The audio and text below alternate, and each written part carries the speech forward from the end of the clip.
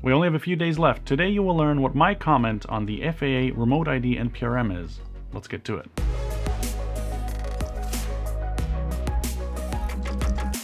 Hey guys, Felix here with Quadcopter Guide, and on this channel I help you get the most out of your drones, quadcopters, UAS, whatever you want to call them, and also some filmmaking gear. Today we're still talking about a very important topic, the FAA Remote ID NPRM. This proposal from the FAA, which is hundreds of pages long, I kind of briefly, I detailed it kind of in detail in this video up here. So if you haven't seen that yet, feel free to check that out. But we only have a couple days left. We actually only have till Monday, March 2nd to comment on this. So please take the time this weekend to do your part in this important kind of comment period to let the FAA know how this will personally affect you. So today what I'm going to do, I wanted to share with you guys what my comment is on the NPRM for Remote ID. So I will try to make it as interesting as possible, but this is what I submitted to the FAA. And so I am one of the, 34,000 at the time of this recording that have commented. So I really hope this weekend we get a couple thousand more. At the rate that the comments are climbing, we could be seeing up to 50,000 comments, which is great. There's positives and negatives about that. A lot of them are copy and paste. You learned in my last video that you should not copy and paste, but to let the FAA know how this personally affects you and also how they can achieve what they want to achieve and maybe not restrict us as much as the current proposal. So I apologize if I do not look you in the eyes this whole time. All right, here we go. My name is Felix from quadcopterguide.com, and on my blog and YouTube channel, I help educate others about drones or quadcopters and how they can get the most out of their UAS. Of course, I also operate UAS privately as a hobbyist and for commercial use. If the Remote ID NPRM is turned into law as is, it would negatively affect me and impact me and members of my audience in multiple ways. Out of the 9 UAS, all quadcopters I currently own, only 3 under 250 grams would be able to be used legally, as none are retrofittable with Remote ID hardware to allow standard Remote ID use. Travel to a FRIA site is not reasonable for multiple reasons. From many conversations with members of my audience, submitting the rules as is will cause large-scale non-compliance, as they feel punished as recreational operators which have a proven track record of safety and non-incident behavior. A few members of my audience have even mentioned that they will get out of the hobby completely if the rules pass as written.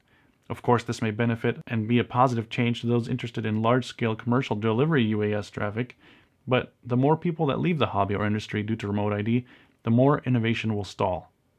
Let's not forget about the bright minds of the future which may not enter the hobby in the first place. The recreational UAS pilots of today will become the engineers, entrepreneurs, and scale pilots of the future.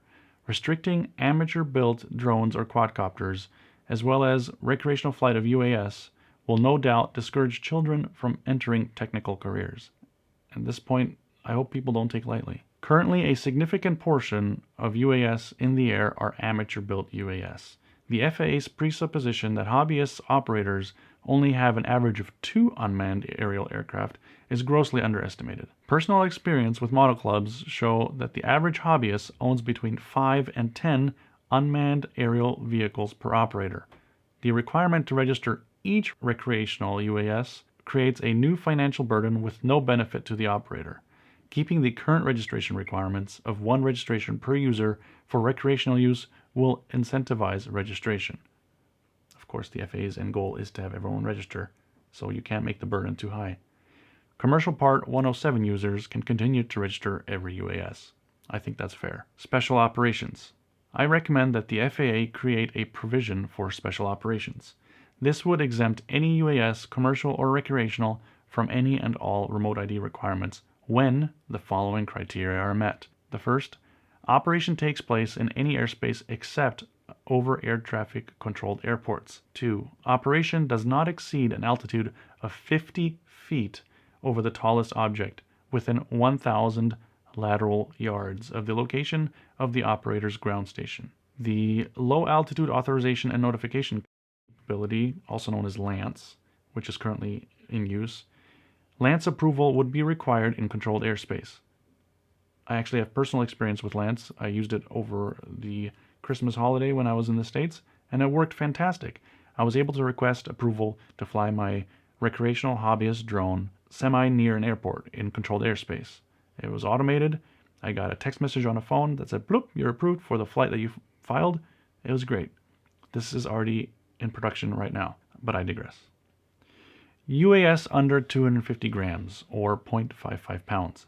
I recommend specific language that exempts any UAS used for either recreational or commercial that is under 250 grams at the time of flight from any and all remote ID requirements. UAS without remote ID. This should be able to be implemented in such a way that it is not a hindrance to flying in any location. I know, it sounds too good to be true, but keep listening. Should not restrict the operator to only operating within a FAA-recognized identification area, the FRIA. Operators of amateur-built UAS would be required to use ASTM WK65041 RID and Tracking Overview Standard to self-report the location of the operation. Link to an example of how this works. There's a link I put in the comment here. You can check out that short 3-minute YouTube video in the description below of an example of how this works. An example of this would be to use an app such as AirMap or Kittyhawk or UA Sidekick to distinguish the latitude and longitude boundaries of a flight area by drawing a polygon. This is how AirMap works and how I used it. The operator would then designate a time for the session. The operator would then provide and be identifiable via the pilot's FAA registration number. The operators would provide a telephone number through which they could be contacted, and the app would lock the location of the device used to self-report operation location.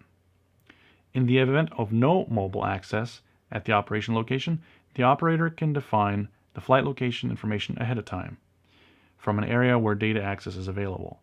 The aircraft will not have a restriction that will prevent the operation. Information should be encrypted in such a way that only law enforcement or the FAA can access that information. This is huge for privacy. Aircraft and operator location information should not be available to the generic public. Operators can be notified via the app or by phone of any hazards that should be observed in these specific areas. Of course, UAS operators would be required to adhere to all other regulations, altitude restrictions, LANC notifications, and temporary flight restrictions, or TFRs, for the operation. This wouldn't give us a free-for-all. We still have to apply to the existing rules that are out there for scaled and unmanned air traffic. Use of FPV-equipped UAS. When first-person view or FPV systems are used, the operator arguably has better situational awareness of the UAS's immediate surroundings than an operator flying the UAS with visual line of sight, or VLOS. As such, the operator of the FPV-equipped UAS should be able to fly without a visual observer as long as the flight is not over people not involved in the operation. FPV provides the operator the same, if not better, visual awareness than that of a manned aircraft pilot when flying from a cockpit. FPV does not diminish the hearing of the operator and enables better aural acuity than a pilot operating an aircraft from the cockpit. Essentially, this means that you have better hearing awareness when flying FPV than a pilot sitting in a noisy piston-driven Cessna, for example. Amateur-built aircraft.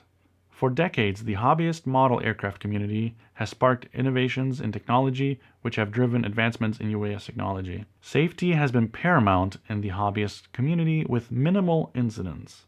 Model aviation as a whole contributes to the STEM programs in many schools, with students learning about physics, aerodynamics, electronics, and the benefits of practicing a challenging skill as they learn how to build and fly a model aircraft. The FPV-FC, or the FPV Freedom Coalition, estimates that there are approximately 150,000 recreational UAS operators flying FPV in the United States.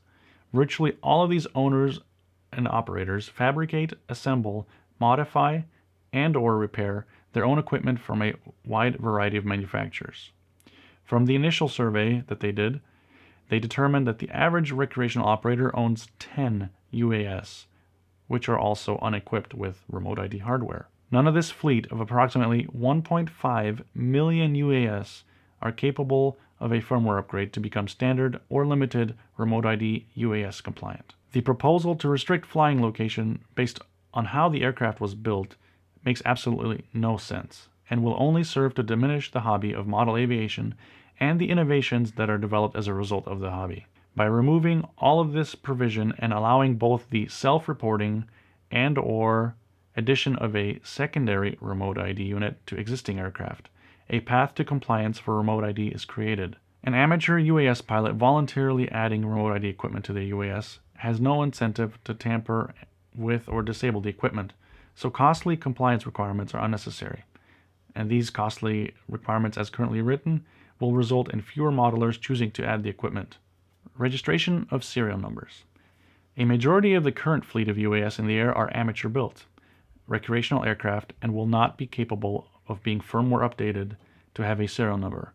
By moving to a secondary component that can be added to an unmanned aircraft to satisfy remote ID, you create an opportunity to both be compliant and produce new components that can meet the criteria of the FAA's need for remote ID.